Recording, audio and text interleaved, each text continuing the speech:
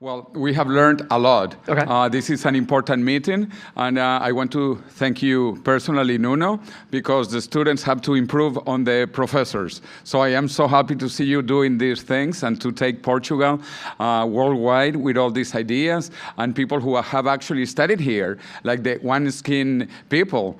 You know, it is incredible. Or the professor from also the University of Porto, Elsa. So many things are happening. I think this is just the beginning of this exponential curve. So this will continue. This is growing. 10 years ago, there was only one longevity conference.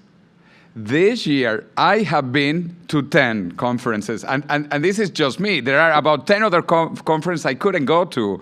So imagine, this is incredible. But then really the first longevity conference in this sense was established by Aubrey de Grey at Cambridge University.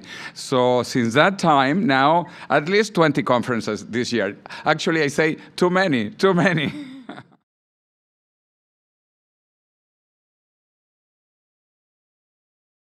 So first of all, I want to thank you for inviting me. And I've been online attending as a panelist and a speaker several times. So this is my first in person. Exactly. And it's just a completely different experience. Yeah. Just the fantastic meetings I've had here. I mean, I arrived one day later because of travels. Yeah. But just awe-inspiring meetings, the energy, the synergy, and the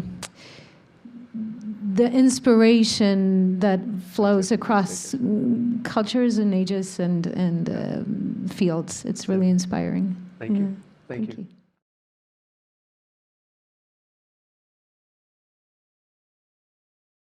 There was a time when I felt like something of a maverick in the world of the medical device startup community. You know, I felt like there was a lot of risk aversion in the community, and I had felt somewhat stifled creatively and maybe ambitiously.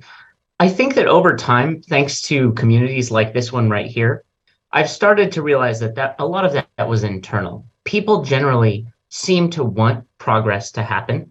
And I will simply say that it's quite humbling and it's an honor to be in this company now. And interestingly enough, you know, recently I've been pondering, imagine if we get to a point where we are slowly uploading our minds, right, into some form of AI. Wouldn't it be interesting to slowly be training up an AI to sort of become ultimately a representation of yourself? And then potentially, if your physical body was withering away, what kind of a ceremony would you have, sort of saying goodbye to your old body and also sort of shaking the hand of this new version of you that's going off into the cosmos? Anyways, who knows if we'll get to cross that bridge, but I'm glad to be here with you now.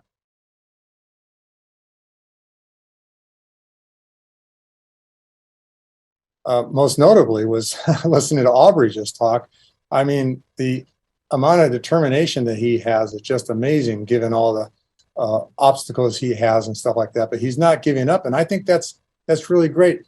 And your introduction to Aubrey was really great too, because it talked about how things have changed a lot. In the beginning days, when me and others were, including Aubrey, were getting into this, it was like almost an embarrassment to have to tell people that we were actually doing research like this. And now it's a whole different world. So that's very exciting. And I think that meetings like this are going to only continue that.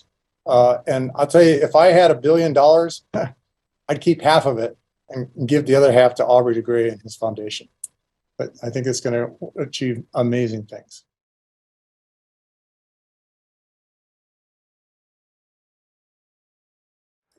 It's hard to overestimate the importance of these kind of gatherings where basically like-minded people deal with the positive possibilities of human potential.